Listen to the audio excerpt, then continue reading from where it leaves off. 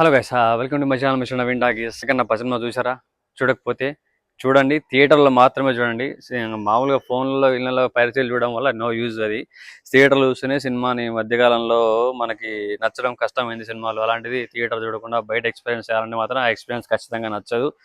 And cinema విషయానికి వస్తే నా పక్కన ప్రభాస్ ఫ్యాన్స్ ఉన్నారు. సినిమా థియేటర్ దగ్గర మొత్తం ప్రభాస్ ఫ్యాన్సే ఉన్నారు. ప్రభాస్ ఫ్యాన్స్ మొత్తం రచ్చరచ్చ చేస్తున్నారు. సెలబ్రేషన్స్ అన్ని వాళ్ళవే, టపాకులు, డ్రమ్స్, ఫోటోలు, దండలు, అభిషేకాలు ఇవన్నీ వాళ్ళే చేస్తున్నారు అనమాట. మొత్తం అట్లా ఆ విధంగా వాళ్ళదే హవా ఉండే. థియేటర్లో కూడా నా పక్కన ప్రభాస్ ఫ్యాన్ ఉండే. ప్రభాస్ ఎప్పుడు వస్తాడా అని చెప్పి వెయిట్ చేశాడు ఫస్ట్ హాఫ్లో. ప్రభాస్ ఫస్ట్ హాఫ్ లేడు కాబట్టి వెయిట్ చేసి వెళ్ళిపోయాడు కొద్దిసేపు.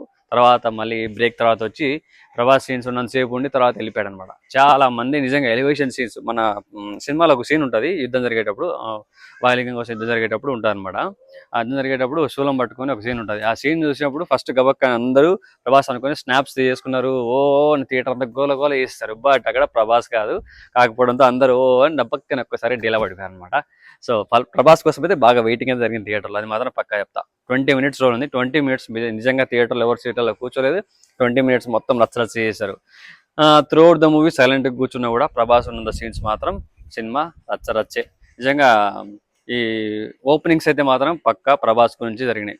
నిజంగా ప్రభాస్ చూడాలి, ప్రభాస్ ఉన్నాడు అనే ఉద్దేశంతోనే ఓపెనింగ్స్ ఇంత గట్టిగా అయినాయని నాకైతే అనిపించింది. బికాస్ సినిమాలో చాలా మంది స్టార్స్ ఉన్నారు. అక్షయ్ కుమార్ కావచ్చు, మోహన్ లాల్ గారు కావచ్చు, అండ్ మోహన్ బాబు గారు as well as perfect actor, one of the top actor, తెలిసిన విషయం మనకు. సో ఆయన యాక్టింగ్ చేయడం, ఆయనది మనం చూడడం అనేది ఆల్రెడీ ఎప్పటి నుంచి జరుగుతుంది కాబట్టి ఆయనకైతే ఏ విషయంలో కూడా పేరు పెట్టనీకి లేదు, ఏ డోకా లేదు. ఆయన యాక్టింగ్కి మస్తు చేశాడు. మంచి విషయం. స్టార్టింగ్ ఎంట్రీతో వేసుకుంటే ఎంట్రీ శివుడు ఎంట్రీ, తర్వాత ఆ సాంగ్ మంచి విషయం. నా చిన్నప్పటి క్యారెక్టర్ వాళ్ళ కొడుకే చేశాడు, అండ్ వాళ్ళ పిల్లలే కూడా ఆ సాంగ్ కూడా చేయడం జరిగింది. సో అక్కడ డబ్బింగ్ నిజంగా దేవుడు లేడు వీడు లేడు అని కొంచెం అక్కడ ఆ సీన్లు ఉన్నప్పుడు డబ్బింగ్ కొంచెం నాకు కరెక్ట్గా అనిపించలేదు. అది ప్యూర్ తెలుగు మాట్లాడింటే బాగుంది అనిపించింది. డబ్బింగ్ నాకు అక్కడ కొంచెం బాధ అనిపించింది. యాక్టింగ్ పిల్లలది బాగుంది కానీ ఆ కొంచెం తీసుకుని ఉంటే డబ్బింగ్ కేర్ బాగుండేది. వాళ్ళతోనే ఓన్ డబ్బింగ్ చెప్పడం వల్ల ఇంగ్లీష్ లాంగ్లో వస్తుంది కానీ ప్యూర్ తెలుగులాగా రాలేదు. అది మెయిన్ ప్రాబ్లం అక్కడ.